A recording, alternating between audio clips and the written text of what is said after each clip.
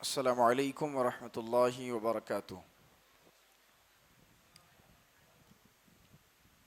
الحمد للہ وحدہ والصلاة والسلام علی رسول اللہ اما بعد۔ اعوذ باللہ من الشیطان الرجیم، بسم اللہ الرحمن الرحیم۔ یا ایہا الذین آمنوا قوا انفسکم واہلیکم نارا، وقال النبی صلی اللہ علیہ وسلم کلکم راع وکلکم مسئول عن رعیتہ، متفق علیہ۔ معزز حاضرین مجلس، بزرگان دین ملت، نوجوانان عظام، عزیز بچوں اور عزیز بچیاں اور قابل قدر باعزت باعفت خواتین اسلام، الحمدللہ آج کی یہ مجلس واقعی دل کو سرور پہنچانے کا ایک باعث ہے، ایک ذریعہ ہے۔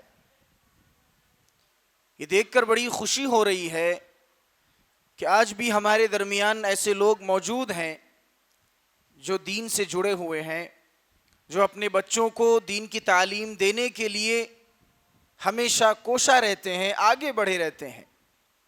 قابل مبارکباد ہیں وہ سارے ہی والدین، وہ سارے ہی ذمہ دار جنہوں نے اس تربیتی اسلامک سمر کیمپ میں اپنے بچوں کا رجسٹریشن کروایا، داخلہ کروایا، اور الحمدللہ آج یہ اسی سمر کیمپ کی اختتامی پروگرام کے مناسبت سے یہ محفل سجائی گئی ہے، جس میں بچوں کے لیے، ان کی حوصلہ افزائی کے لیے، ان کے لیے انعامات کی تقسیم کی کارروائی بھی عمل میں آئے گی انشاءاللہ۔ معزز سامعین، آج کی میری جو تقریر ہے اس کے دو حصے ہیں۔ ایک حصہ میں والدین سے مخاطب ہو جاؤں گا اس میں، اور دوسرا حصہ وہ بچوں سے اور بچیوں سے مخاطب ہو کر کے کہوں گا۔ سب سے پہلے آئیے والدین کے تعلق سے چند باتیں دیکھتے ہیں کہ قرآن و حدیث میں ہمیں کیا تعلیم دی گئی کہ اپنے بچوں کو لے کر کے ہمیں کتنا سیریس رہنا چاہیے۔ علم کے تعلق سے ان سب چیزوں کو پہلے دیکھ لیتے ہیں۔ سب سے پہلے ایک حدیث دیکھتے ہیں، اللہ کے رسول صلی اللہ علیہ وسلم ارشاد فرماتے ہیں، طلب العلم فریضۃ علی کل مسلم۔ اس کا ترجمہ معلوم ہے، طلب العلم فریضۃ علی کل مسلم، ہر مسلمان مرد اور عورت پر، ہر مسلمان چاہے وہ مرد ہے چاہے وہ عورت ہے، اس پر علم کا سیکھنا فرض ہے، واجب ہے۔ سوال یہاں پر ایک یہ ہو سکتا ہے کہ اللہ کے رسول صلی اللہ علیہ وسلم نے علم کے سیکھنے کو کیا بتایا؟ سنت بتایا، مستحب بتایا، یا جائز کہا؟ کیا کہا؟ اللہ کے رسول صلی اللہ علیہ وسلم نے کہا طلب العلم فریضۃ علی کل مسلم، کہ علم کا سیکھنا ہر مسلمان پر، چاہے وہ مرد ہے چاہے وہ عورت ہے، اس پر فرض ہے، آپشنل نہیں ہے، اختیاری چیز نہیں ہے کہ جسے چاہے جو ہے جس کا دل کرے وہ دین علم کو سیکھ لے، جس کا دل کرے وہ آ کر کے قرآن کی تعلیم حاصل کر لے، یا جس کا دل کرے وہ حدیث پڑھ لے، اور جسے من نہ کرے وہ نہ پڑھے۔ نہیں، یہاں پر اللہ کے رسول نے جو جملہ استعمال کیا، جو الفاظ استعمال کیے، وہ کیا ہے؟ طلب العلم فریضۃ علی کل مسلم۔ جس طریقے سے نماز فرض ہے، جس طریقے سے روزہ فرض ہے، جس طریقے سے زکوٰۃ فرض ہے، جس طریقے سے اگر استطاعت ہے اور حج فرض ہے، اسی طریقے سے ایک آدمی پر، چاہے وہ مرد ہو چاہے ایک مسلمان پر، چاہے مرد ہو یا عورت ہو، اس پر کیا ہے؟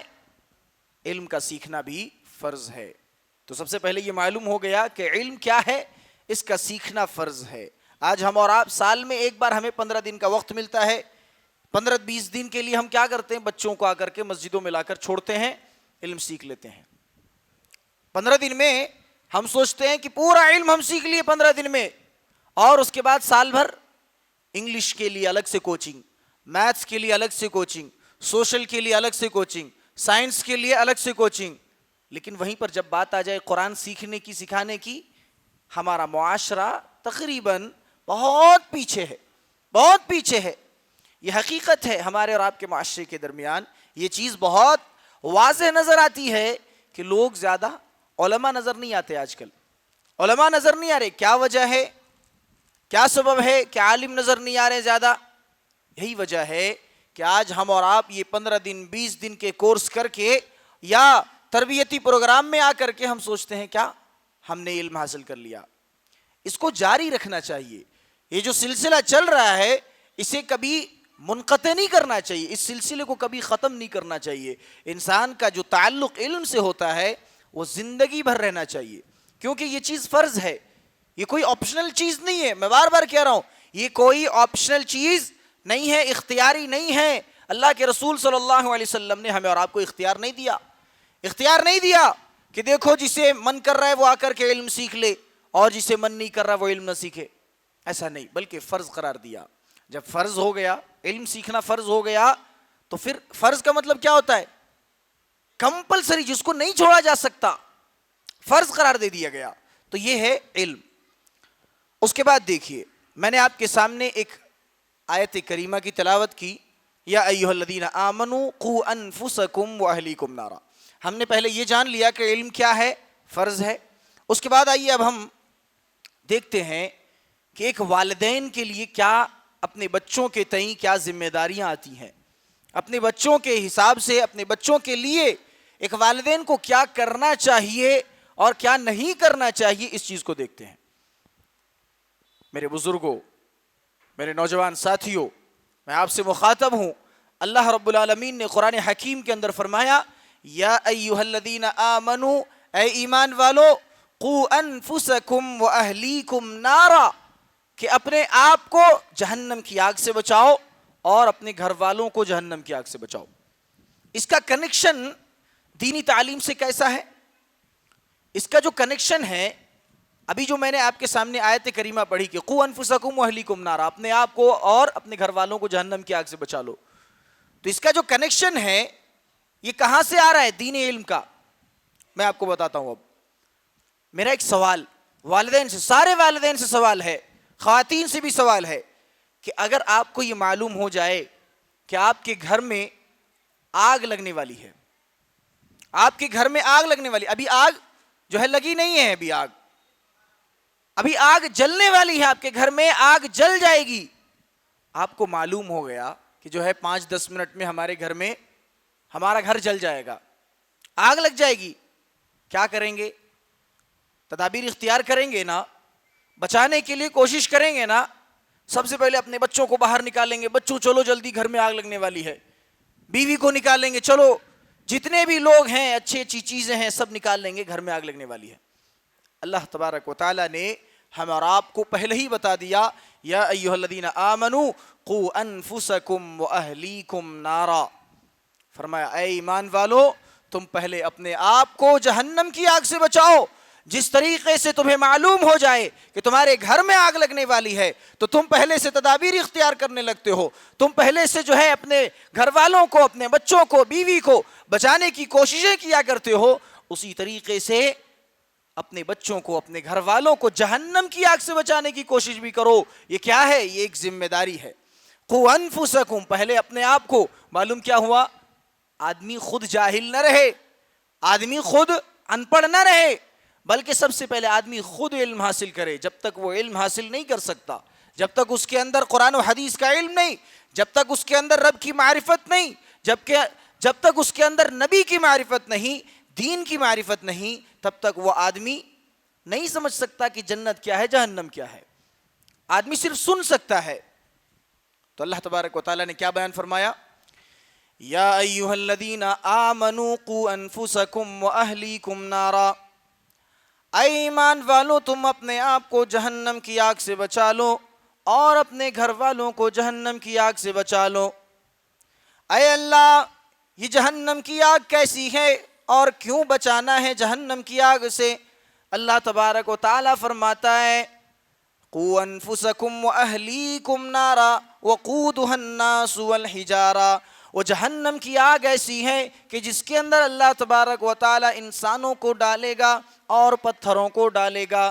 آج جب دنیا میں ہم آگ جلایا کرتے ہیں، دنیا میں جب ہم چولہا جلایا کرتے ہیں یا کوئی بھی آگ جلاتے ہیں تو گیس کا استعمال کرتے ہیں، لکڑیوں کا استعمال کرتے ہیں، کوئلے کا استعمال کرتے ہیں۔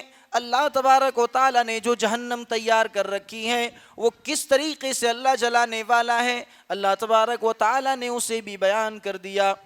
قُوْ أَنفُسَكُمْ وَأَهْلِيكُمْ نَارًا وَقُودُهَا النَّاسُ وَالْحِجَارَةُ، اے ایمان والو سن لو، اپنے آپ کو اور اپنے گھر والوں کو جہنم کی آگ سے بچا لو، کیونکہ کہیں ایسا نہ ہو کہ تمہارے گھر والے اس جہنم کا ایندھن بن جائے۔ جس طریقے سے دنیا میں آج ہم اور آپ چولہا جلانے کے لیے لکڑیوں کا استعمال کرتے ہیں، گیس کا استعمال کرتے ہیں، اللہ تبارک و تعالیٰ کہہ رہا ہے اے ایمان والو ہم تمہیں پہلے ہی ہوشیار کر دے رہے ہیں، ہم تمہیں پہلے ہی باخبر کر دے رہے ہیں، اپنے آپ کو بچا لو جہنم کی آگ سے، اپنے گھر والوں کو بھی بچا لو، کہیں ایسا نہ ہو کہ جس طریقے سے دنیا میں گیس جلاتے ہو اسی طریقے سے ہم تمہارے بچوں کو جہنم میں ڈال کر اس کی آگ کو نہ بھڑکا دیں۔ اے ایمان والوں کہیں ایسا نہ ہو تمہارے بیٹے کو جو تمہارے درمیان سب سے عزیز تھا، تمہاری بیٹی کو جو تمہاری نظر میں سب سے عزیز تھی، کہیں ایسا نہ ہو کہ تمہاری غلطی کی وجہ سے، تمہارے علم سے انہیں جوڑنے کی نہ وجہ سے، اگر تم نے انہیں علم کی طرف انہیں نہ جوڑا، اگر تم نے انہیں رب کی معرفت کیا ہے یہ نہیں بتایا، اگر تم نے انہیں اللہ کی پہچان نہ کروائی اور شریعت سے انہیں دور رکھا، دین سے انہیں دور رکھا، اسلام کی کوئی معرفت ان کے اندر نہیں پیدا ہوئی، اگر ایسا ہی حال رہا تو اے ایمان والوں، اے مومنوں سن لو، اس بات سے ڈرو کہ کہیں اللہ تبارک و تعالیٰ تمہیں اور تمہارے گھر والوں کو، تمہیں اور تمہارے بیٹے اور بیٹیوں کو، تمہیں اور تمہاری بیویوں کو اللہ تبارک و تعالیٰ کہیں جہنم کا ایندھن نہ بنا دے۔ کیا معلوم ہوا کہ جہنم میں اللہ تبارک و تعالیٰ کن لوگوں کو ڈالے گا؟ جن کے اندر رب کی معرفت نہیں، جن کے اندر دین کا کوئی علم نہیں، علم اگر ہے بھی عمل نہیں ہے اس کے باوجود بھی اللہ ڈالے گا۔ عمل کیا ہے یہ بات کی بات ہے، پہلے آدمی علم سیکھ لے تب عمل کر سکتا ہے۔ آدمی عمل کرے بلا وجہ، اس کے پاس علم ہی نہیں ہے، کیا عمل کرے گا؟ کوئی عمل کر سکتا ہے، وہ عمل نہیں کر سکتا۔ تو عمل کے لیے کس کی ضرورت ہے؟ علم کی ضرورت ہے۔ اور اللہ تبارک و تعالی نے کہا کہ قو انفسکم واہلیکم نارا، اپنے آپ کو، اپنے گھر والوں کو جہنم کی آگ سے بچا لو جس کا ایندھن انسان اور پتھر ہیں۔ یہ چیز اللہ تبارک و تعالی نے بیان فرمایا۔ اب آئیے ایک حدیث دیکھتے ہیں۔ اللہ کے رسول جناب محمد رسول اللہ صلی اللہ علیہ وسلم نے کیا فرمایا؟ والدین سے مخاطب ہوتے ہوئے بلکہ ساری انسانیت سے مخاطب ہوتے ہوئے فرمایا کلکم راع وکلکم مسئول عن رعیتہ، کہ تم میں سے سب کے سب ذمہ دار ہو۔ ذمہ دار کا مطلب کیا ہوتا ہے؟ سرپرست، کسی چیز کا انسان ذمہ دار بن جائے، کوئی ایسی چیز جو آدمی کو اس کو چلا رہا ہے۔ اللہ تبارک و تعالیٰ نے ساری جو ہے نبی کریم صلی اللہ علیہ وسلم نے سارے لوگوں کو مخاطب ہوتے ہوئے کہا کلکم راع وکلکم مسئول عن رعیتہ، کہ تم میں جتنے لوگ ہیں، چاہے وہ مرد ہیں چاہے وہ عورت ہیں، سارے کے سارے لوگ ذمہ دار ہوں، سب کے اوپر ذمہ داری ڈال دی گئی، اور تم سب کے سب اپنی ذمہ داری کے تعلق سے قیامت کے دن پوچھے جاؤ گے۔ کیسی ذمہ داری؟ اے اللہ کے رسول، آپ نے یہ تو فرما دیا کلکم راع وکلکم مسئول عن رعیتہ، کہ تم میں سب کا سب ذمہ دار ہے، تم سارے کے سارے لوگوں کے اوپر ذمہ داری ہے اور تم سب اپنی ذمہ داری کے تعلق سے پوچھے جاؤ گے۔ اے اللہ کے رسول، کیا ذمہ داری ہے؟ ایسی کون سی ذمہ داری ہے جس کے تعلق سے اللہ ہم سے پوچھے گا؟ قیامت کے دن ہم سے سوال کیا جائے گا، اور اگر اس سوال کا ہم جواب نہ دے سکیں ہماری پکڑ ہو جائے گی، ہمارے عمل برباد کر دیے جائیں گے، اللہ تبارک و تعالی ہمیں جہنم میں بھی ڈال سکتا ہے۔ اے اللہ کے رسول، کون سی ذمہ داری ہے؟ اب ذرا خود اندازہ لگائیے، غور کریں کہ کون سی ذمہ داری ہے۔ اگر آپ شوہر ہیں، بیوی کی ذمہ داری آپ کے اوپر ہے۔ اگر آپ باپ بن گئے ہیں، اگر آپ ماں بن گئی ہیں، آپ کی ذمہ داری والدین، آپ کی ذمہ داری ہے کہ آپ اپنی اولاد کی تربیت کریں، اپنی اولاد کی تربیت کریں۔ اولاد کی تربیت کس طریقے سے کرنی چاہیے؟ اولاد کی تربیت کیا ہے؟ اولاد کی تربیت کہتے ہیں کہ ماں باپ اپنے بچوں کو باحیا بنائے، اس کی تربیت کرے، اور تربیت بھی کس کے مطابق؟ قرآن اور حدیث کے مطابق۔ دوسرا کوئی راستہ ہمارے پاس نہیں ہے۔ دو چیزیں ہیں، قرآن ہے اور حدیث ہے، انہی دو چیزوں سے ہمیں اور آپ کو جو ہے تربیت کرنی ہے، اپنے بچوں کی، اپنے بچیوں کی، انہی چیزوں سے تربیت کرنی ہے۔ اگر تربیت نہیں ہے، بچے نماز نہیں پڑھیں گے، تربیت نہیں کرے بچے آپ کے لیے دعا نہیں کریں گے، تربیت نہیں ہے بچے روزے نہیں رکھیں گے، حج نہیں کریں گے، امیر بن جائیں گے بڑے ہو کر کے، مال و دولت کی فراوانی ہوگی، اس کے باوجود بھی حج نہیں کریں گے، حج کریں گے بھی تو دکھاوے کے لیے کر لیں گے۔ تو کیا کہا گیا کہ تم سارے کے سارے لوگ ذمہ دار ہو، اور اپنی ذمہ داری کے تعلق سے تم پوچھے جاؤ گے، سوال کیے جاؤ گے۔ ذمہ داری کیا ہے؟ شوہر ہے تو بیوی کی ذمہ داری، بیوی ہے شوہر کی بھی ذمہ داری ہے، اور اگر والدین ہیں تو ان پر ایک اپنی اولاد کی ذمہ داری ہے کہ انہیں وہ تربیت سکھائیں، انہیں ادب سکھائیں، انہیں تعلیم دلائیں، اور انہیں قرآن و حدیث سے جوڑے رکھیں، شریعت سے انہیں جوڑے رکھیں، ان کا رشتہ اللہ تبارک و تعالیٰ سے، رسول اللہ سے ٹوٹنے نہ دیں۔ یہ کیا ہے؟ یہ تعلیم ہے اور تربیت ہے۔ تو یہ چیز کیا ہے؟ انسان کی ذمہ داری کو اللہ رب العالمین نے، پیارے حبیب صلی اللہ علیہ وسلم نے ہر ایک کی ذمہ داری کو یاد دلاتے ہوئے فرما دیا کہ تم سب ذمہ دار ہو، اور سب اپنی ذمہ داری کے تعلق سے پوچھے جاؤ گے۔ اسی طریقے سے علم کے تعلق سے جب بات آ گئی تو یہ بھی بتا دیا جائے کہ علم کے تعلق سے اپنے بچوں کو نصیحت کیا جائے۔ کون سے علم کے تعلق سے؟ بچہ اگر ڈگری میں ہے، 12th میں پڑھ رہا ہے یا 10th میں ہے، پیرنٹس بیٹھا کر کے سمجھائیں گے، بیٹا ایگزام آ رہا ہے، اچھے مارکس لے کے آنا، اچھے مارکس لے کے آنا، فیل نہیں ہونا، اچھا رزلٹ آنا چاہیے، تمہارا نمبر اچھے آنے چاہیے۔ بچے کو سمجھاتے ہیں، بچی کو سمجھاتے ہیں، لیکن کبھی آپ نے قرآن پڑھنے کے تعلق سے سمجھایا کہ بچے قرآن کو جب پڑھو تو تجوید کے ساتھ پڑھنا، حدیث پڑھو تو سمجھ کر پڑھنا، قرآن پڑھو تو اس کو سمجھ کر پڑھنا؟ کبھی آپ نے اپنے بچے کو سمجھایا؟ بیٹھا کر کے کبھی بولا کہ اے میرے بیٹے، اے میری بیٹی، اچھے سے قرآن پڑھنا، مکتب جا رہی ہو، مدرسہ جا رہی ہو، سمر کیمپ میں جا رہی ہو، جا کر کے استاد کی بات سننا، اچھے سے سننا، اور جو استاد بتائے اسے یاد کر لینا، لکھ لینا، اور جو ہے اس پر عمل کرنے کی کوشش کرنا؟ کبھی بتائے؟ ہم نے صرف دنیا داری سکھائی بچوں کو، دینداری ہم نے چھوڑ دی، ہم نے نصیحتیں نہیں کی۔ ہمارے اسلاف کس طریقے سے جو ہے نصیحتیں کیا کرتے تھے اپنے بچوں کو، عمل کے ذریعے سے، باتوں کے ذریعے سے کس طریقے سے نصیحتیں کیا کرتے تھے۔ امام مالک رحمہ اللہ کے تعلق سے آتا ہے، امام مالک کون ہے؟ بہت بڑے امام ہیں، حدیث کے امام، اتنے بڑے امام کہ حدیث کی سب سے پہلی کتاب، تدوین حدیث کی سب سے پہلی کتاب کنہوں نے لکھی؟ امام مالک رحمہ اللہ نے۔ موطا امام مالک کے نام سے بڑی مشہور ہوئی وہ کتاب۔ ادھر بچیوں غور سے سنیے، ادھر باتیں نہ کریں آپ لوگ، ادھر سنیے۔ امام مالک رحمہ اللہ کے تعلق سے آتا ہے کہ ان کی والدہ جو ہیں، جب انہیں بچپن میں تھے، امام مالک رحمہ اللہ جو ہے بچے تھے، جب چھوٹے بچے تھے، چھوٹے بچوں کا کام کیا ہے؟ کھیلنا، کودنا، مستی کرنا، مذاق کرنا، ضد کرنا، یہ ساری چیزوں کا کام ہے۔ امام مالک رحمہ اللہ جب چھوٹے تھے، بچے تھے، ان کی والدہ انہیں امام ربیعہ کے پاس جا کر چھوڑ آتی تھیں حدیث کا درس لینے کے لیے۔ امام ربیعہ ان کے استاد تھے، ان کے پاس جا کر کے اس چھوٹے سے بچے کو جا کر کے چھوڑ کے آ جاتی تھی ان کی والدہ، جا کر کے انہیں سمجھاتی تھیں کہ بیٹا اچھے سے علم حاصل کرنا، صرف علم حاصل نہیں کرنا، ادب بھی سیکھنا، ادب بہت ضروری ہے۔ علم ہے ادب نہیں ہے، علم ہے اور ادب نہیں ہے، علم کا کوئی فائدہ نہیں، علم کا کوئی فائدہ نہیں۔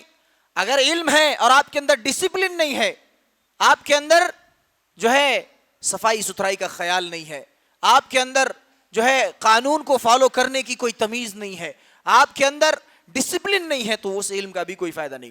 تو امام مالک رحمہ اللہ جب بچے تھے، چھوٹے سے تھے، ان کی والدہ انہیں اٹھا کر کے لے جاتی ہیں امام ربیعہ کے پاس، ان کے استاد کے پاس جا کر کے چھوڑ کے آتی تھی، اور انہیں کیا نصیحت کرتی تھیں؟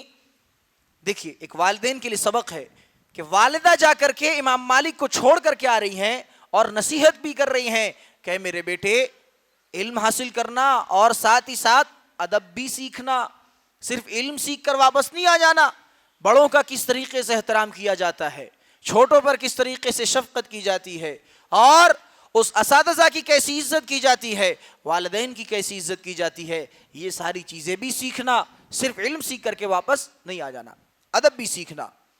یہ امام مالک رحمہ اللہ کے تعلق سے ہے۔ امام احمد ابن حنبل رحمہ اللہ، ان کے تعلق سے کیا آتا ہے؟ امام احمد ابن حنبل رحمہ اللہ بہت بڑے امام تھے، یہ بھی ان کی والدہ انہیں روزانہ فجر کے وقت، جب چھوٹے تھے امام احمد ابن حنبل چھوٹے تھے، روزانہ فجر کے وقت انہیں اٹھاتی، وضو کراتی، ان کے لیے پانی گرم کرتی، انہیں وضو کرا کر کے اپنے ہاتھ پکڑ کے مسجد کے دروازے تک چھوڑ کر کے آتی تھی۔ میرا سوال ہے والدین سے، ہم نے کبھی ایسا کیا؟ کوئی بھی خاتون ایسی ہے، کوئی بھی والدہ ایسی ہے، کوئی ماں ایسی ہے جنہوں نے اپنے بچے کو، اپنی بچیوں کو رات کی تاریکی میں اٹھایا، ان کے لیے پانی گرم کیا، ان کے لیے وضو کا پانی دیا، انہیں وضو کرنے کا طریقہ بتایا؟ کوئی ہے ایسی؟ امام احمد ابن حنبل رحمہ اللہ کو بچے ہیں، چھوٹے سے بچے ہیں، نیند کی جو ہے بچے سونا پسند کرتے ہیں، نیند انہیں بہت زیادہ عزیز ہوتی ہے۔ امام احمد ابن حنبل رحمہ اللہ کی والدہ انہیں کیا کرتی ہیں؟ فجر کا وقت جیسے ہی شروع ہوتا انہیں اٹھا دیتی، ان کے لیے پانی گرم کرتی اور انہیں وضو بنانے کا طریقہ بتاتی، وضو کرا کر کے ہاتھ پکڑ کر کے مسجد جا کر چھوڑ کر آتی، مسجد کے دروازے تک جا کر کے چھوڑ کر آتی اور کہتی کہ نماز پڑھنا اور بیٹھ کر کے قرآن پڑھنا، علم سیکھنا، حدیث سیکھنا، اور علم کیسے سیکھا جاتا ہے، اس کا ادب کیا ہے، وہ یہ ساری چیزیں بھی سیکھنا۔ تو ہمارے اور آپ کے اندر جو کمی ہے علم کے تعلق سے، نصیحت کرنے کی بھی کمی ہے کہ آج ہم اپنے بچوں کو دنیا داری سکھا دیتے ہیں کہ دیکھو سبزی اس طرح خریدا جاتا ہے، مارکیٹ میں جانا ایسا ایسا بولنا سبزی مل جائے گا، دکان میں جانا ایسے بات کرنا چاہیے، بڑوں سے ایسے بات کرنا چاہیے، یہ ساری چیزیں سکھا دیں گے، دنیا داری کی جتنی بھی چیزیں ہیں سکھا دیں گے، دین داری کے تعلق سے ہماری زبان میں تالے لگ جاتے ہیں۔ نہ جانے کیا ہو جاتا ہے ہمیں جب دینداری کی بات آتی ہے، جہاں پر بولنا تھا بچے کو کہ بیٹا یہاں پر آپ نے غلط کیا، یہاں پر آپ کو ایسا نہیں کرنا چاہیے تھا، ایسا کرنا چاہیے تھا، وہاں ہم خاموش رہے۔ بچے کو ہم نے کیا کیا؟ ارے نہیں بچے کو بولیں گے بچہ ڈی موٹیویٹ ہو جائے گا، بچہ جو ہے مایوس ہو جائے گا، ایسا نہیں بولیں گے بچے کو۔ بولنا تھا، آپ کے بچے نے جب جھوٹ بولا، بولنا تھا کہ بیٹے جھوٹ نہیں بولنا تھا۔ آپ کی بیٹی نے جب چوری کی، بھلے ہی آپ کے جو ہے بچی نے اپنے والد کی جیب سے 10 روپیہ ہی کیوں نہ نکالا ہو، جب اس نے نکالا تو یہ نہیں بولنا تھا کہ بیٹا اچھا کیا جتنا مرضی نکال لو، نہیں، ادب سکھانا تھا وہاں پر۔ بولنا تھا کہ یہ نہیں کرنا ہے، بچے جب پیسے کی ضرورت ہو مانگ لینا، کبھی جیب میں ہاتھ نہیں ڈالنا، یہ بتانا تھا۔ جب ہمارے اور آپ کے درمیان ایسی چیزیں آئی تو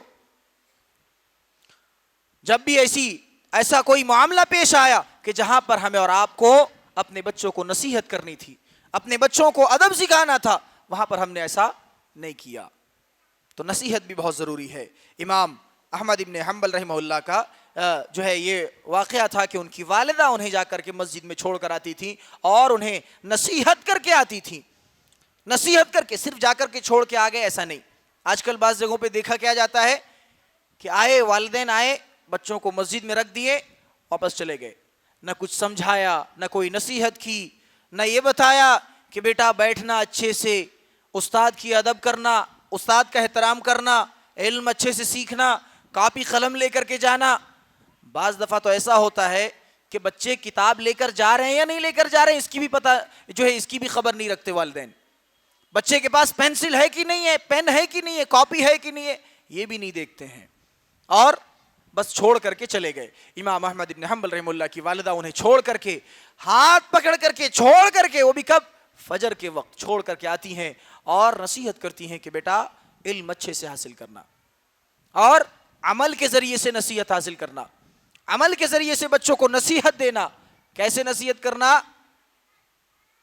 امام عبداللہ ابن مبارک رحمہ اللہ، یہ بھی بڑے تابعی گزرے، بڑے عالم تھے، انہوں نے غالباً انہی کے تعلق سے یہ واقعہ ہے کہ عبداللہ ابن مبارک رحمہ اللہ جو تھے، ان کا ایک بیٹا تھا، ان کی جماعت چھوٹ جایا کرتی تھی، جب وہ نماز پڑھنے کے لیے جاتے ان کے بیٹے کی جماعت چھوٹ جایا کرتی، ایک رکعت کبھی چھوٹ گئی، کبھی 2 رکعت چھوٹ گئی۔ عبداللہ ابن مبارک رحمہ اللہ دیکھتے ہیں، غور سے سنیے گا، یہ واقعہ بڑا اہم ہے، غور سے سنیے۔ عبداللہ ابن مبارک رحمہ اللہ دیکھتے ہیں کہ میرے بیٹے کی جو ہے جماعت چھوٹ جا رہی ہے، کبھی ایک رکعت چھوٹ رہی ہے، کبھی دو رکعت چھوٹ رہی ہے، کبھی تین رکعت چھوٹ جا رہی ہے۔ عبداللہ ابن مبارک دیکھتے ہیں، پتہ کرتے ہیں کہ آخر کیا وجہ ہے کہ جو ہے میرے بیٹے کی جماعت چھوٹ جا رہی ہے۔ دیکھتے ہیں کہ بچہ کیا کر رہا ہے، وضو بنا کر کے بال سنوار رہا ہے، وضو بنا کر کے، بڑے بڑے بال تھے ان کے، بچہ کیا کر رہا ہے، کنگھی کر رہا ہے، بالوں میں کنگھی کر رہا ہے، اور کنگھی کرتے کرتے، بال بناتے بناتے ایک رکعت نکل جا رہی ہے، کبھی دو رکعت نکل جا رہی ہے، کبھی تین رکعت نکل جا رہی ہے۔ کس وجہ سے؟ بچہ آئینے کے سامنے کھڑے ہو کر کے کنگھی کر رہا ہے، کنگھی کر کے نماز پڑھنے آ رہا ہے، جماعت بھی اسے مل رہی ہے، لیکن ایک رکعت چھوٹ جا رہی ہے، کبھی دو رکعت چھوٹ رہی ہے۔ عبداللہ ابن مبارک رحمہ اللہ جب دیکھتے ہیں یہ معاملہ کہ بچہ جو ہے بال سنوارتے سنوارتے اتنا وقت لگا دے رہا ہے کہ ایک رکعت چھوٹ جا رہی ہے، دو رکعت چھوٹ جا رہی ہے، کیا کرتے ہیں، بچے کو بلا کر کے ٹکلا کرا دیتے ہیں، گنجا کرا دیتے ہیں، اس کو بال سب نکلوا دیتے ہیں۔ آپ ذرا اندازہ لگائیے تربیت کا کس طریقے سے انہیں احساس تھا کہ ایک رکعت جماعت چھوٹ رہی ہے، پتا کیا کیوں چھوٹ رہی ہے جماعت، دیکھا کہ بچہ آئینے کے سامنے کھڑے ہو کر کے بال سنوار رہا ہے، اپنے بال بنا رہا ہے، اور اس وجہ سے ان کی ایک دو رکعت جماعت چھوٹ جا رہی ہے، نماز چھوٹ جا رہی ہے۔ عبداللہ ابن مبارک رحمہ اللہ نے اپنے بچوں کو کیا کیا، اپنے بچے کو گنجا کرا دیا، ٹکلا کرا دیا، بال نکلوا دیے اس کے، نہ بال جھاڑنے کی اب نوبت آئے گی، اور نہ ہی تاخیر ہوگی، اور نہ جماعت چھوٹے گی۔ یہ تربیت تھی۔ آج ہمارے اور آپ کے اندر ہے یہ تربیت؟ جماعت چھوٹنا کیا، نماز پڑھ رہے کہ نہیں پڑھ رہے ہیں، بچہ جو ہے آپ کی بیٹی گھر میں نماز پڑھ رہی ہے نہیں پڑھ رہی، آپ کا بیٹا جو ہے کنٹینیو پابندی کے ساتھ مسجد آ رہا ہے یا نہیں آ رہا ہے، ہمیں اس کی بھی خبر نہیں۔ اور خبر کیسے ہوگی؟ ہم خود نماز نہیں پڑھتے، جو والدین ہیں خود نماز نہیں پڑھتے، اپنے بچوں کو کیا بولیں گے؟ بڑی مشہور وہ چیز ہے نا کہ بچہ جو دیکھتا ہے اپنے والدین سے وہ سیکھتا ہے، بچہ جو دیکھ رہا ہے وہ سیکھے گا۔ اگر والد جو ہے نماز نہیں پڑھ رہے ہیں، وہ بچہ بھی کیا نماز نہیں پڑھے گا۔ ماں گھر میں نماز نہیں پڑھ رہی ہے، بیٹی بھی نماز نہیں پڑھے گی۔ تو تربیت کا پہلو ہمارے اور آپ کے اندر ایسا ہونا چاہیے کہ عبداللہ ابن مبارک رحمہ اللہ جو اپنے بچوں کو دیکھ رہے تھے کہ ایک رکعت جماعت چھوٹ جا رہی ہے، کس وجہ سے؟ بال بناتے بناتے اس کے بال ہی نکلوا دیے، انہیں ٹکلا کروا دیا، نہ بال بچے، نہ بال سنواریں گے، اور نہ جماعت چھوٹے گی۔ یہ تربیت کا ان کے اندر جذبہ تھا، اور تربیت کا ان کے اندر پہلو تھا۔ اسی طریقے سے اپنے بچوں کے حق میں دعائیں کرنا یہ بہت ضروری ہے۔ آپ اپنے بچوں کو مکتب میں بھیج دیے، ساتھ میں دعا نہیں کر رہے ہیں، اچھی بات نہیں ہے۔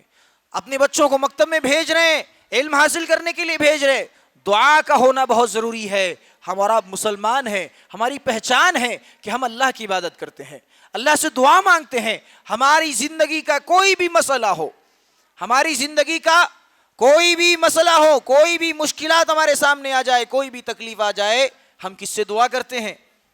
کس سے دعا کرتے ہیں؟ اللہ سے دعا کرتے ہیں۔ تو جب علم سیکھنے کے لیے بھی اپنے بچوں کو بھیجیں تو دعا کریں۔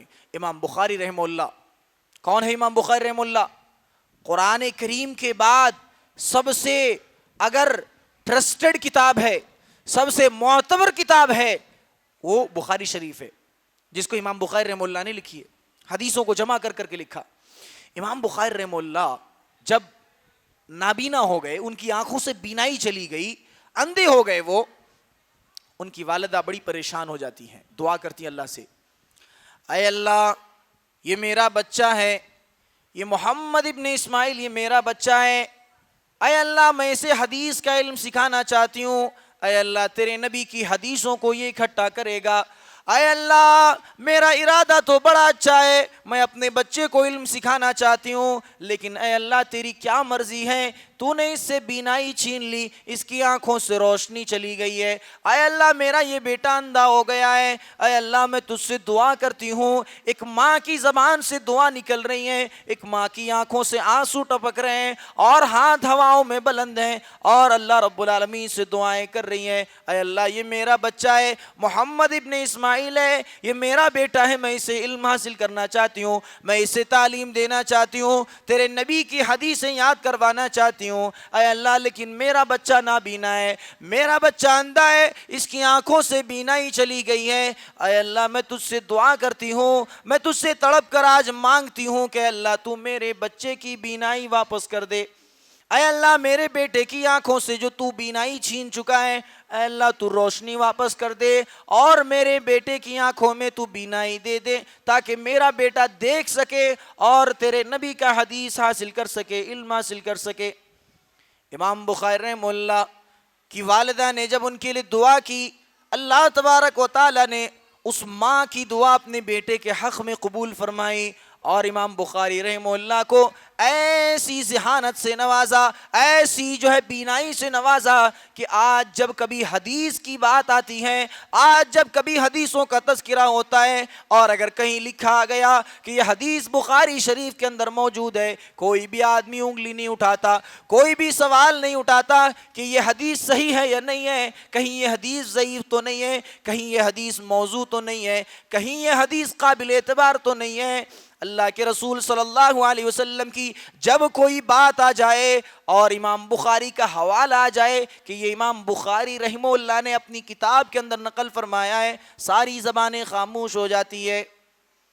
یہ کس کی تاثیر تھی؟ یہ ایک ماں کی دعا کا نتیجہ تھا، ایک ماں کی دعا کی تاثیر تھی۔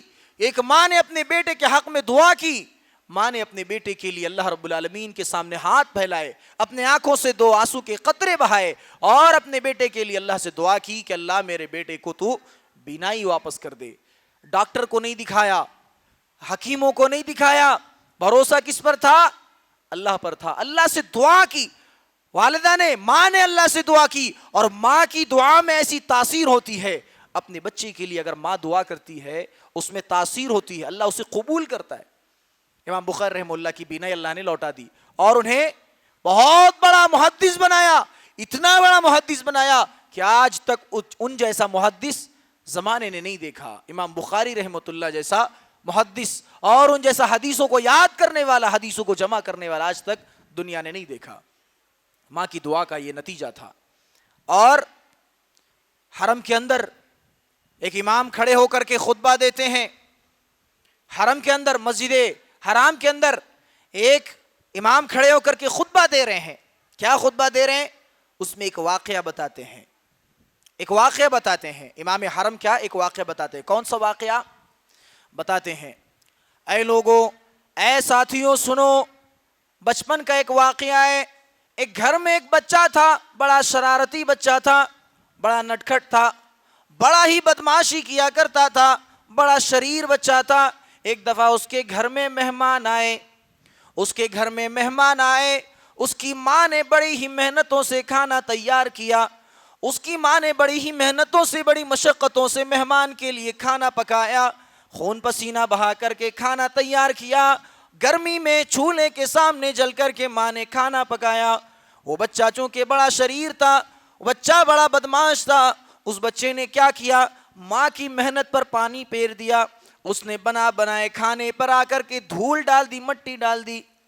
کھانے کا جو برتن تھا اس میں اس بچے نے آ کر کے مٹی ڈال دی، دھول ڈال دیا، کھانا برباد ہو گیا۔ یہ کون بیان کر رہے ہیں؟ خانہ کعبہ کے اندر ایک امام اٹھ کر کے خطبہ دے رہے ہیں۔ وہ امام خطبہ دے رہے ہیں، کیا کہہ رہے ہیں کہ لوگوں سنو، بچپن میں ایک ایسا بچہ تھا، ایک ایسا بچہ تھا جو بڑا شرارتی تھا، بڑا شریر تھا، بڑا بدمعاش تھا۔ اس کے گھر مہمان آئے، اس کی والدہ نے، اس کی ماں نے بڑے ہی محنتوں سے کھانا پکایا، اور جب کھانا تیار ہو گیا تو اس بچے نے جا کر کے ہانڈی میں جو ہے مٹی ڈال دی اور دھول ڈال دیا اور سارا کا سارا کھانا برباد کر دیا۔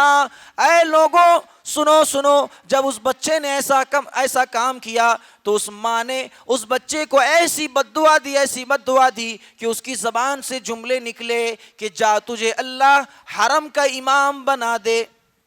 اس ماں نے اسے بددعا بھی دی ایسی کہ غصے میں آ کر کے کوئی نازیبہ کلمات ادا نہیں کیا، اس بچے کے لیے کوئی غلط سلط الفاظ استعمال نہیں کیے، اس بچے کو ڈانٹا نہیں، مارا نہیں، بلکہ اگر غصے میں بھی بد دعا نکالی زبان سے، وہ بھی دعا کی شکل میں، اور کہا کہ جا تجھے اللہ رب العالمین خانہ کعبہ کا امام بنا دے، مسجد حرام کا امام بنا دے۔ وہ امام جو خانہ کعبہ میں خطبہ دے رہے وہ کہتے ہیں اے لوگوں جانتے ہو وہ آدمی کون تھا؟ اے لوگوں سنو وہ آدمی میں ہی تھا، وہ بچہ میں تھا، میری ماں نے مجھے بد دعا دی تھی، میری ماں نے میرے لیے ایسی دعا کی تھی، غصے کی حالت میں مجھ سے کہا تھا جا بچے تجھے اللہ رب العالمین امام بنا دے مسجد حرام کا، اور آج میں آپ کے سامنے کھڑا ہوں، آج میں خطبہ دے رہا ہوں، اور آج میں اپنا وہی واقعہ آپ کے سامنے بیان کر رہا ہوں۔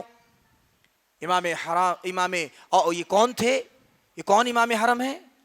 جسے ہم آج قاری سدیس کے نام سے جانتے ہیں، قاری سدیس کے نام سے جانتے ہیں۔ وہی قاری سدیس جو بچپن میں بڑے شرارتی تھے، بڑے ہی چنچل تھے، بڑے شریر تھے، جب انہوں نے جو ہے بدماشی کی، جو ہے ان کی ماں کی پکائے ہوئے کھانے پر جا کر دھول ڈال دیا، مٹی ڈال دیا، ان کی والدہ نے انہیں دعا دی، غصہ نہیں کیا۔ آج ہمیں اور آپ کو اس سے سیکھنے کی ضرورت ہے کہ اگر بچہ کوئی غلطی کر دے، بچہ کوئی جو ہے غلطی کر لے اور آپ کو اگر پریشان کر دے، اس کے لیے جو ہے زبان سے غلط الفاظ نہیں نکالنے چاہیے، اسے گالی گلوچ نہیں کرنی چاہیے، اسے مارنا پیٹنا نہیں چاہیے، بلکہ کیا کرنا چاہیے؟ دعا دینی چاہیے، غصے کی حالت میں بھی دعا دینی چاہیے، کیونکہ ایک ماں کی دعا عرش پر جا کر کے ٹکراتی ہے۔ ایک ماں کی دعا اللہ تبارک و تعالیٰ کی یہاں پر جا کر کے رہتی ہے، اور اللہ اس ماں کی دعا کو قبول کر لیتا ہے۔ امام بخاری رحمہ اللہ کی والدہ کی بھی دعا اللہ تبارک و تعالیٰ نے قبول کی، اور جو ہے عبد الرحمن السدیس، قاری عبد الرحمن السدیس کی بھی والدہ کی دعا کو اللہ تبارک و تعالیٰ نے قبول کیا، اور انہیں آج امام حرم بنا دیا، مسجد حرام کا امام بنا دیا۔ تو یہ ایک والدہ کی دعا ہوا کرتی ہے کہ جب والدہ، ایک ماں یا باپ اپنی زبان سے اپنے بچے کے حق میں دعا کرے تو اللہ سبحانہ و تعالی اس ماں کی اور اس جو ہے باپ کی دعاؤں کو رد نہیں کرتا، اللہ قبول کر لیتا ہے۔ تو ہمیں اور آپ کو بھی ضرورت اس بات کی ہے کہ آج ہم اپنے بچوں کے حق میں کیا کریں؟ دعائیں کریں۔ کس کے لیے دعا کریں؟ بھلائی کے لیے دعا کریں، دین سیکھنے کے لیے دعا کریں، علم سیکھنے کے لیے دعا کریں۔ اللہ کے رسول صلی اللہ علیہ وسلم عبداللہ ابن عباس رضی اللہ تعالیٰ عنہ کو کیا دعا دیتے ہیں؟ عبداللہ ابن عباس رضی اللہ تعالیٰ عنہ وہ صحابی ہیں کہ اللہ کے رسول کے لیے وہ تہجد کی نماز کے لیے روزانہ ان کے لیے پانی لا کر رکھ دیا کرتے۔ عبداللہ ابن مسعود صحابی ہیں، یہ اللہ کے رسول کے لیے جو ہے جا کر کے پانی رکھ دیا کرتے تھے کہ اللہ کے رسول جب اٹھیں گے تہجد کے لیے تو وضو بنائیں گے۔ اس سے ایک نکتہ کیا ملا کہ جو چھوٹے ہیں وہ بڑوں کے لیے خدمت کر سکتے ہیں، اور خدمت کرنی چاہیے، یہ ادب ہے۔ تو عبداللہ ابن عباس رضی اللہ تعالیٰ عنہ کیا کرتے ہیں؟ اللہ کے رسول کے لیے وضو کا پانی لا کر رکھ دیتے ہیں، اور روزانہ ایسا کرتے ہیں۔ اللہ کے رسول پوچھتے ہیں یہ پانی کس نے لا کر رکھا، اور روزانہ یہ کون رکھ رہا ہے پانی؟ بتایا جاتا ہے کہ عبداللہ ابن عباس ہیں۔ عبداللہ ابن عباس ہیں جو روزانہ آپ صلی اللہ علیہ وسلم کے لیے تہجد کے لیے جب آپ اٹھتے تو ان کے لیے پہلے سے پانی لا کر کے رکھ دیتے کہ آپ وضو بنائیں گے اور جو ہے نماز پڑھیں گے۔ عبداللہ ابن عباس رضی اللہ تعالیٰ عنہ کے تعلق سے جب اللہ کے رسول کو پتا چلا کہ یہ پانی عبداللہ ابن عباس لا کر کے رکھ رہے ہیں، اللہ کے رسول صلی اللہ علیہ وسلم کی زبان مبارک سے جملے نکلتے ہیں، اور کیسی دعا نکلتی ہیں؟ اللہم فقہہ فی الدین وعلمہ بالتاویل۔ اللہ کے رسول عبداللہ ابن عباس کو یہ دعا نہیں دیتے کہ جاؤ اے عبداللہ تو امیر بن جا، اے عبداللہ جا اللہ تجھے بہت مال و دولت سے نواز دے، اے عبداللہ جا تجھے اللہ رب العالمین گاڑیاں عطا کر دے، گھوڑے عطا کر دے، اونٹ عطا کر دے۔ نہیں نہیں، عبداللہ ابن عباس کو اللہ کے رسول اگر کوئی دعا دیتے ہیں اپنی زبان سے الفاظ ادا کرتے ہیں، اللہم فقہہ فی الدین، اے اللہ اس بچے کو تو عبداللہ ابن عباس کو تو اپنے دین کی سمجھ دے دے، وعلمہ بالتاویل، اور اسے قرآن کی تو تعلیم دے دے، اے اللہ قرآن کی حدیث کی تفسیر کا علم اسے دے دے۔ عبداللہ ابن عباس رضی اللہ تعالیٰ عنہ چھوٹے سے بچے تھے، اللہ کے رسول نے ان کے لیے کیا دعا کی؟ ان کے لیے ایسی دعا کی کہ نہ تو مال و دولت کے تعلق سے، نہ صحت و تندرستی کے تعلق سے، نہ ہی ان کی خوشی کے تعلق سے، کچھ بھی نہیں۔ کیا دعا دی؟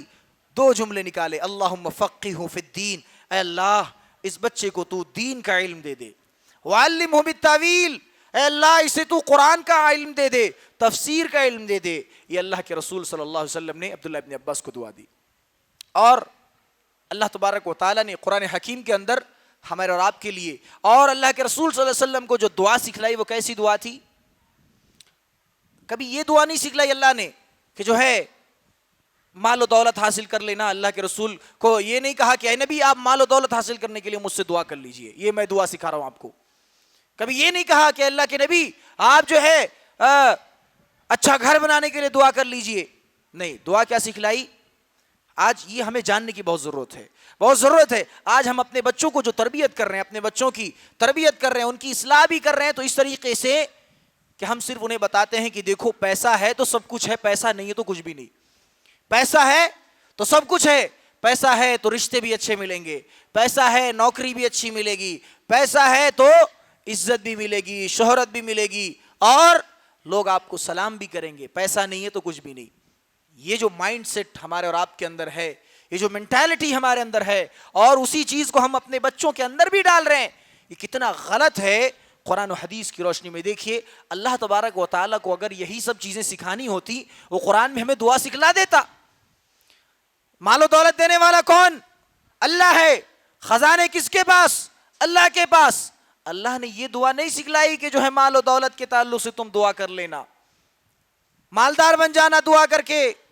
کیا دعا سکھلائی؟ وَقُلْ رَبِّ زِدْنِي عِلْمًا. اے نبی آپ یہ دعا کریے کہ اے میرے رب, اے میرے پروردگار, ربی زدنی علما, تو میرے علم میں اضافہ فرما, میرے علم میں زیادتی عطا کر, میرے علم کو تو بڑھا دے. میرے نوجوان ساتھیوں, بزرگوں, عزیز بچوں, یہ دعا دیکھیے, غور کیجیے اس دعا پر کہ اللہ تبارک و تعالیٰ نے جو دعا اللہ کے رسول کو سکھائی, پیارے نبی کو جو دعا سکھائی, وہ دعا کیسی تھی کہ اے اللہ, اے میرے پروردگار, میرے علم میں تو اضافہ فرما, میرے علم میں تو برکت دے دے, میرے علم کو تو بڑھا دے. یہ اللہ تبارک و تعالیٰ نے دعا سکھائی. آج ہم اور آپ اپنے بچوں کو سکھاتے ہیں پیسہ کمانا, وہ ڈگری حاصل کرنا, ڈاکٹر بننا, اتنے نمبر لے کے آنا, اتنے نمبر لے کے آنا تو جا کر تمہیں ہم جو ہے اسکوٹی دلائیں گے, بائک دلائیں گے, موبائل دلائیں گے, آئی فون دلا دیں گے. آج ہم اور آپ یہ کرتے ہیں. کوئی ایسے ہیں جو اپنے بچے کو یہ کہیں کہ بیٹا حافظ قرآن بن جاؤ, میں تمہیں یہ دلا دوں گا. کوئی ہیں جو یہ کہیں کہ بیٹا عالم دین بن جانا, بیٹی تم جو ہے یہ کتاب ختم کر لو. کوئی دین کی کتاب لا کر کے اسے پکڑائے اور کہے کہ بیٹی یہ کتاب ختم کر لینا, میں تمہیں فلاں چیز لا کر کے دوں گا. کبھی ہم نے ایسا کیا؟ ایک والدین ہونے کی ذمہ داری, ایک والدین ہونے کی حیثیت سے ہمارے اوپر کیا ذمہ داری بنتی ہے؟ ماں باپ ہونے کی حیثیت سے کیا ذمہ داری بنتی ہے کہ اپنے بچوں کی تربیت کرنا, اپنے بچوں کو دین کی تعلیم دینا, اور انہیں دین سے جوڑے رکھنا, دین سے آراستہ و پیراستہ کرتے رہنا. امام بخاری رحمہ اللہ نے اپنی کتاب صحیح بخاری کے اندر ایک باب نقل کیا, ایک باب قائم کیا, باب تعلیم الرجل امتہ واہلہ. اس باب کا مطلب کیا ہوتا ہے؟ حدیث کی کتابیں جب آپ پڑھیں گے تو معلوم ہوگا کہ کتاب کے اندر بھی کتاب, اور اس کتاب کے اندر باب, تو باب قائم کیا جاتا ہے, اور اسی باب کے مناسبت سے ساری حدیثیں لائی جاتی ہے. امام بخاری رحمہ اللہ نے ایک پورا باب یہ قائم کر دیا کہ باب تعلیم الرجل امتہ واہلہ, کہ آدمی کو اپنے گھر والوں کو تعلیم دینے کا باب. اور اس باب میں انہوں نے کئی ساری احادیث جمع کیے جن سے یہ معلوم ہوتا ہے کہ ایک آدمی کو اپنے گھر والوں کو, اپنے بچوں کو, اپنی بیوی کو علم سکھانا کتنا زیادہ ضروری ہے اور کتنا اہم ہے. تو یہ جو ہے ہمارے اسلاف کا طریقہ تھا. اللہ کے رسول صلی اللہ علیہ وسلم کی زبان سے بھی جب دعا نکلی, اللہ کے رسول صلی اللہ علیہ وسلم نے جب عبداللہ ابن عباس کے تعلق سے دعا کی تو بھی علم کے تعلق سے دعا کی. اللہ رب العالمین نے جب دعا سکھلائی تو بھی علم کے تعلق سے دعا سکھلائی. اور آج ہمارا حال یہ ہے کہ بچہ اگر ایگزام دینے جا رہا ہے, نیٹ کا ایگزام ہے, ہمارا آپ خوب رو رو کر دعا کر دیں گے, سارے محلے میں جو ہے بول دیں گے کہ دعا کرو بچہ ایگزام دینے گیا, اچھا رزلٹ آئے.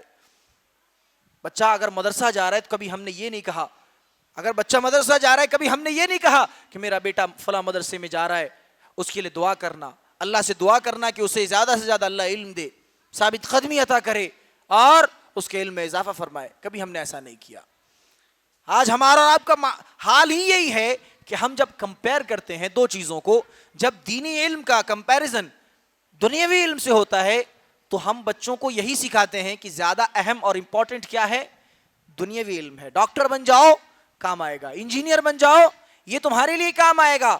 دین کا علم سیکھنا کیا ہے، اس کی فضیلت کیا ہے، اس کی اہمیت کیا ہے، ہم اور آپ اپنے بچوں کو یہ نہیں بتاتے کہ اگر کوئی آدمی عالم بن جاتا ہے، کوئی آدمی علم حاصل کرنے کے لیے نکلتا ہے، اللہ کے پاس اس کے لیے کیسے کیسے مقامات ہیں، اللہ کے پاس اس کے لیے کیسی کیسی فضیلتیں ہیں، آج ہم اور آپ نہیں بتاتے۔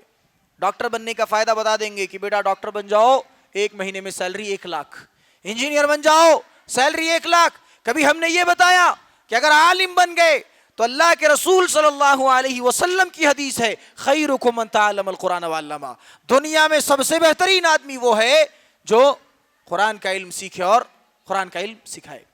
کبھی ہم نے یہ بتایا کہ بیٹا انجینئر بننا ہے تو 1 لاکھ روپیہ ملے گا، لیکن اگر وہیں عالم بن گئے تو اللہ رب العالمین تمہارے درجات کو بلند کر دے گا، یرفع اللہ الذین آمنوا منکم والذین اوتوا العلم درجات۔ کبھی ہم نے یہ بتایا کہ اگر علم کے راستے میں اگر کوئی نکل رہا ہے تو اللہ تبارک و تعالیٰ اس کے لیے جنت کا راستہ آسان کر دے رہا ہے۔ کبھی ہم نے یہ بتایا کہ جو آدمی عالم ہے اس کے لیے فرشتے اپنے پروں کو بچھا دیتے ہیں، کوئی عالم ہے تو اس کا مقام و مرتبہ کتنا زیادہ ہے۔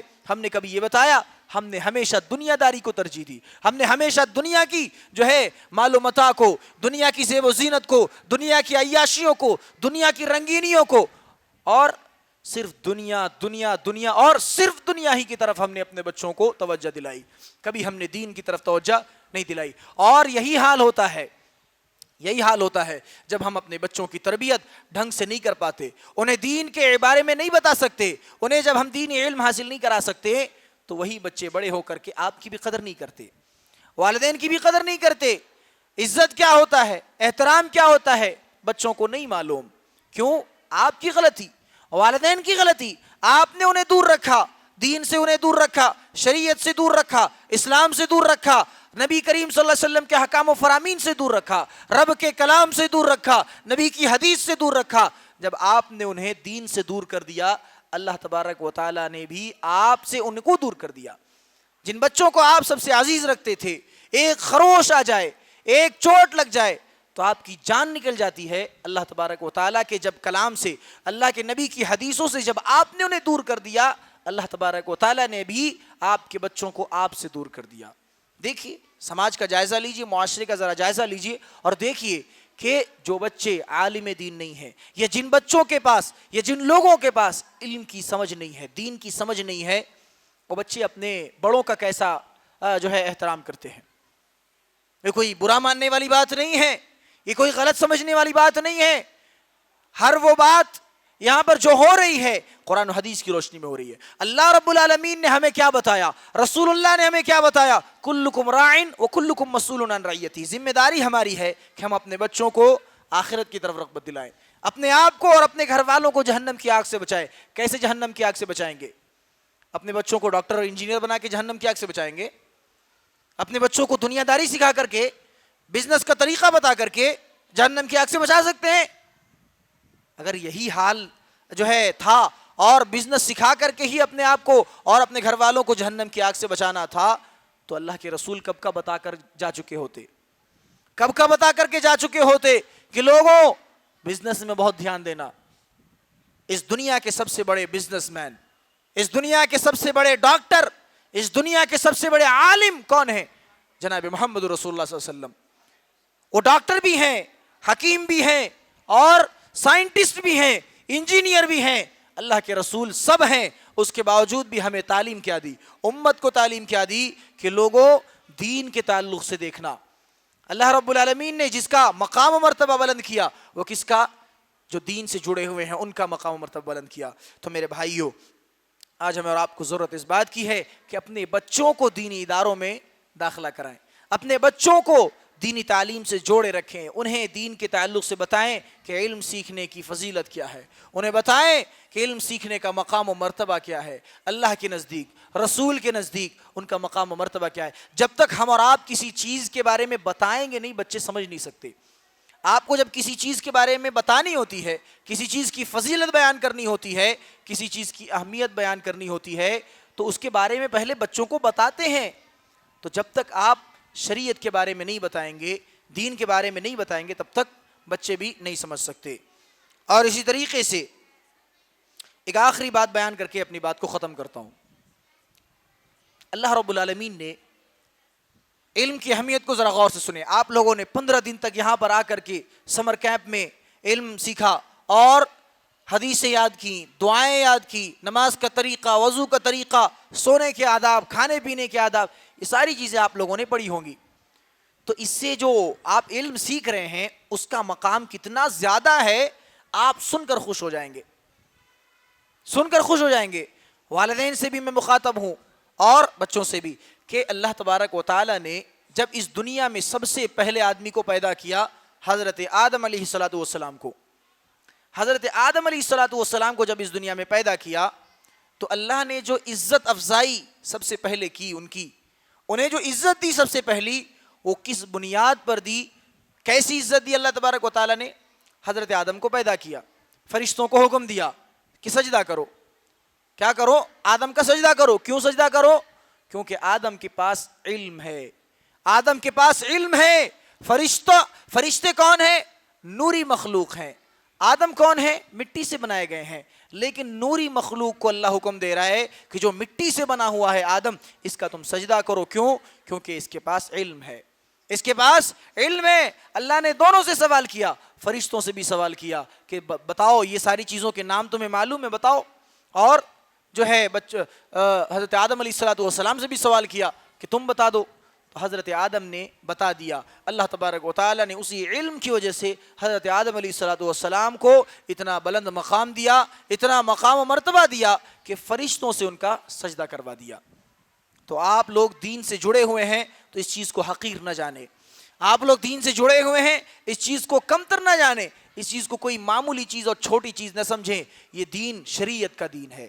کون سی شریعت؟ اللہ تبارک و تعالیٰ کو جو شریعت سب سے زیادہ پسندیدہ ہے. ان الدین عند اللہ الاسلام، اسلام سب سے زیادہ پسندیدہ ہے اللہ کے نزدیک. آپ ایسے اسلام کے تعلق سے پڑھ رہے ہیں، ایسی شریعت کے تعلق سے آپ علم حاصل کر رہے ہیں، تو آپ اپنے آپ کو چھوٹا نہ سمجھیں اور اپنے آپ کو کمتر نہ سمجھیں، اپنے آپ کو ہمیشہ بڑا سمجھیں.